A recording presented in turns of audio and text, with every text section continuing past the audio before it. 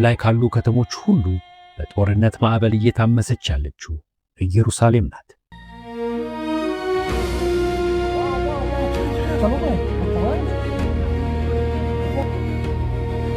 ባለፈው ጥቂት ወራት ብቻ በሺዎች የሚቆጠሩ ሚሳኤሎች በሰማያው ላይ ሲወነጭፉ ታይተዋል።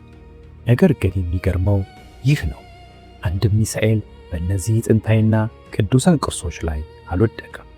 ይሄ የአጋጣሚ ሥራ ነው ወይስ በስተጀርባው ሌላ ምስጢር አለ?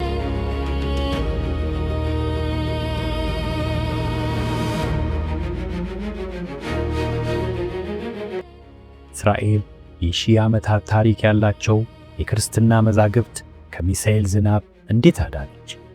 የማይታየው የጥበቃ ግንብ ዛሬ እንፈትሸዋለን።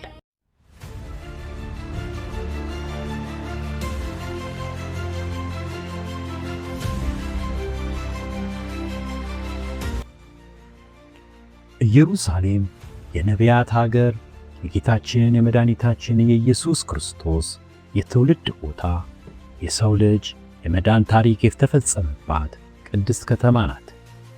ዛሬ ግን የዚህ ከተማ ሰማይ በጸሎት ጭስ ሳይሆን በጦርነት ድምፅና በኃያላን አገራት ፍጥጫ እየታወከች ትገኛለች። በእስራኤልና በኢራን መካከል ያለው ቁርሾ እየተካረረ በመጣ ቁጥር የዓለም ክርስቲያኖች ሁሉ ዓይን ወደ ቅድስት ሀገር ወደ ኢየሩሳሌም ሆኗል። ስጋቱ ከፖለቲካ በላይ ነው። ስጋቱ የእምነታችን መገኛ የሆኑትን መካነ ቅርሶች ታሪክ እንዳይሆኑ ነው። የክርስቲያን ዓለም እምብርት፣ የቅዱሳናት መቃብር፣ ጥንታዊ ቤተ ክርስቲያናት፣ ጌታችን እየተዘዋወረ ያስተማረባት ቦታዎች፣ ጌታችን የጸለየባት ጌቴሰማኒ፣ የጌታችን መካነ መቃብር፣ የኛው የኢትዮጵያን ኩራት የሆነው ዴር ሱልጣን የሚገኘው በዚሁ ከተማ በኢየሩሳሌም ነው። ዛሬ በሚሳኤል ጥላ ስር ናቸው። ኢራን እስራኤል ላይ የምታደርገው ጥቃት ኢየሩሳሌምን ነፃ ለማውጣት ነው ቢባልም የሚተኮሰው ድሮኖችና ሚሳኤሎች ግን ቅዱስ ቦታና ወታደራዊ ካምፕን አይለዩም። በጠበበው የኢየሩሳሌም ድሮ ከተማ ውስጥ የሚገኙት ጥንታዊ አብያተ ክርስቲያናት አንዱ ጋር የሚፈጠር ፍንዳታ ሌላውን ሊጎዳና ሊያፈራርስ ይችላል። ይህ ጥፋት ቢከሰት የሚጠፋው ድንጋይ ብቻ ሳይሆን የሰው ልጅ የ2000 ዓመት መንፈሳዊ ታሪክ ጭምር ነው። እስራኤል ቅርሶቿን የምትጠብቅባቸው 4 ዘመናዊ ስልታዊ መንገዶች።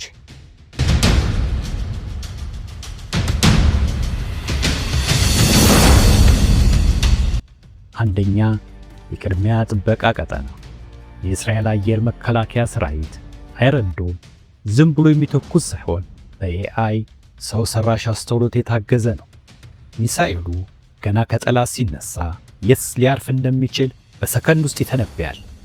ስርዓቱ በተለየ ሁኔታ ፕሮግራም የተደረገው በሰው መኖሪያና በታሪካዊ ቅዱሳን ቦታዎች ላይ ቤተ ክርስቲያን ላይ ሊወድቅ የሚችለው ሚሳኤል ቀድሞ በሰማይ ላይ እንዲመታ ይደረጋል።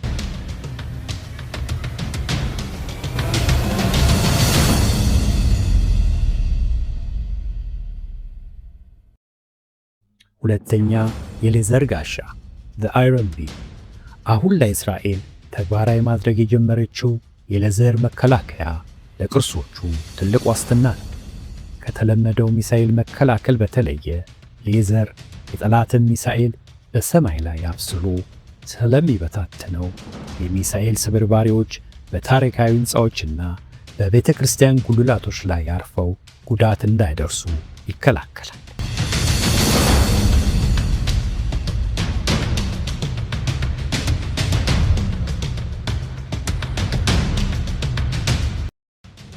ሶስተኛ፣ ስማርት ዲጂታል ካርታ። እስራኤል የእያንዳንዱን ቅዱስ ስፍራና ቅርስ ባለ 3D ዲጂታል ካርታ አዘጋጅታለች። ይህም ጥቃት ቢሰነዘር እንኳን ቅርሶቹ የት ጋ ለጉዳት ተጋላጭ እንደሆኑ ቀድሞ ለመተንበይና ጥበቃው በዚያ ላይ ለማጠናከር ይረዳል።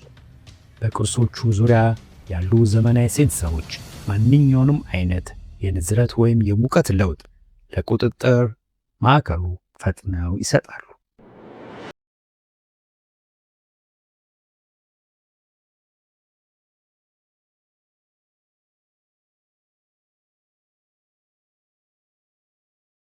አራተኛ የዲፕሎማሲያዊ ቀይ መስመር።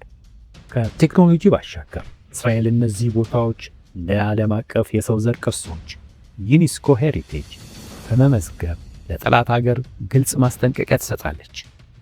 እነዚህ ቦታዎች ላይ የሚደርስ ጥቃት በዓለም ዙሪያ ካሉ ቢሊዮን ክርስቲያኖች ጋር ጦርነት እንደ መክፈት ስለሚቆጠር ጠላቶች በቅርሶች ላይ ጥቃት እንዳይሰነዝሩ ጥልቅ ዲፕሎማሲያዊ ጫና ይደረጋል። የሳይበር ጥበቃ ሳይበር ዶም። ዛሬ ጦርነቱ የሚካሄደው በምድርና በሰማይ ብቻ አይደለም፣ በዲጂታል ዓለም ጭምር ነው። እስራኤል የኢየሩሳሌምን ቅርሶችና ሕዝቦች ከሚሳኤል ጥቃት ለመጠበቅ አይረን ዶም ወይም አይረን ቢም እንደምትጠቀመው ሁሉ ከዲጂታል ጥቃት ለመከላከል ደግሞ ዘመናዊ ሳይበር ጋሻ ወይም ሳይበር ዶም ዘርግታለች። ይህንን ስልት በተለያዩ ቁልፍ ነጥቦች መተንተን ይቻላል። አንደኛ፣ የቅርሶች ዲጂታል ደህንነትና ቀጣይነት።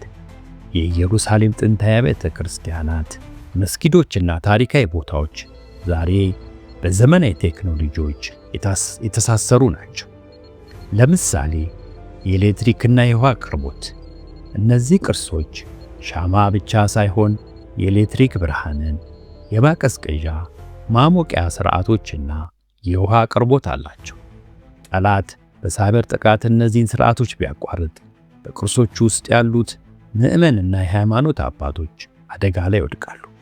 የሳይበር ጋሻው እነዚህ መሠረተ ልማቶች እንዳይቋረጡና የቅርሶቹ አገልግሎት እንዳይስተጓጎሉ ዘላቂ ጥበቃ ያደርጋል። የደህንነት ሲስተሞች። በአብዛኞቹ ቅርሶቹ ዙሪያ ያሉ የደህንነት ካሜራዎች፣ የመግቢያ በሮች፣ መቆጣጠሪያዎችንና የማንቂያ ደውሎች ወይም አላርም በኮምፒውተር ሲስተም የሚመሩ ናቸው። ጠላት እነዚህን ስርዓቶች ጠልፎ ቢያሰናክል ቅዱሳን ቦታዎች ለአካል ጥቃት፣ ለሽብርተኝነት ወይም ውድመት ተጋላጭ ይሆናሉ። የሳይበር ጥበቃው እነዚህ የደህንነት ሲስተሞችን ሁልጊዜ በተሟላ ሁኔታ መስራታቸውን ያረጋግጣል።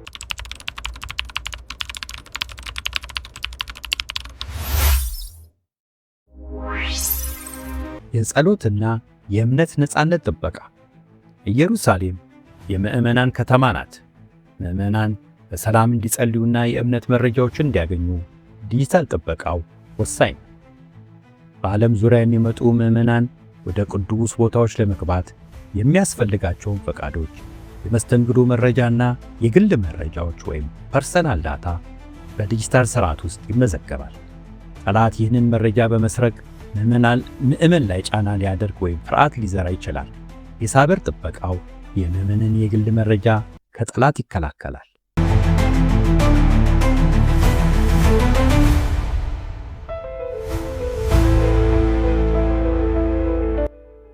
አብያተ ክርስቲያናትና የሃይማኖት ተቋማት ታሪካዊ ሰነዶችን፣ የጸሎት መጻሕፍትና የድምፅ ቪዲዮ መዝገቦችን በዲጂታል መልክ ያስቀምጣል። እነዚህ መንፈሳዊ ቅርሶች በሳይበር ጥቃት ለማጥፋት ወይም ለመለወጥ የሚደረገውን ጥረት የሳይበር ጥበቃው ይከላከላል። የሐሰት መረጃ መቆጣጠር። በጦርነት ወቅት ጠላት በኢየሩሳሌም ቅርሶች ላይ ጉዳት ደርሷል ወይም ተመቷል የሚል የሐሰት ዜናዎች በማህበራዊ ሚዲያ ሊሰራጭ ይችላል። ይህ በዓለም ዙሪያ ባሉ ምዕመናን ላይ ከፍተኛ መደናገጥና ቁጣን ይፈጥራል። የእስራኤል የሳይበር ጋሻ እነዚህን የሐሰተኛ መረጃዎችን ቀድሞ በመለየትና ትክክለኛውን መረጃ ለሕዝብ በማስረዳት የሥነ ልቦናውን ጦርነት ያቀዝቃዛል።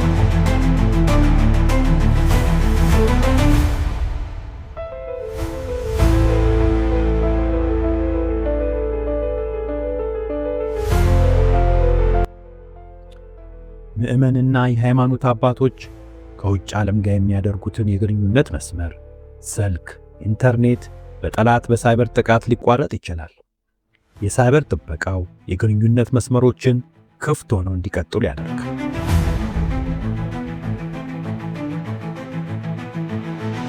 የእስራኤል የሳይበር ጥበቃ ወይም ሳይበር ዶም በኢየሩሳሌም ቅርሶችና ሕዝቦች ላይ የተደቀነውን ስጋት ለመከላከል እጅግ አስፈላጊ የሆነ ዘመናዊ ስልት ነው። ይህ ጥበቃ የቅርሶቹ መሠረተ ልማቶች፣ የምዕመን መረጃና የግንኙነት መስመሮችን ለመጠበቅ ቅዱሳን ቦታዎች ሁልጊዜ ሰላማዊ፣ ንቁና አገልግሎት የሚሰጡ ሆነው እንዲቀጥሉ ያደርጋል። በዲጂታሉ ዘመን የሚካሄደው ይህ የሳይበር ጦርነት የኢየሩሳሌም መንፈሳዊና ታሪካዊ ክብር ሳይሸረሽር ለትውልድ እንዲተላለፍ ትልቅ ዋስትና ነው። በኢየሩሳሌም የሚገኙ የሃይማኖት መሪዎች ዓለም አቀፍ ጥሪ እያቀረቡ ነው። የክርስቲያን ማምለኪያ ቦታዎች የታሪክና የጸሎት እንጂ የደም መፋሰሻ መሆን የለባቸው። በእስራኤልና በኢራን መካከል ያለው ጦርነት ቢፋፋም የቅዱስ መካናት ክብር ሊጠበቅ ይገባል። እነዚህ ቦታዎች ለነገ ትውልድ የሚተላለፉ የሰላም ድልድይ ናቸው።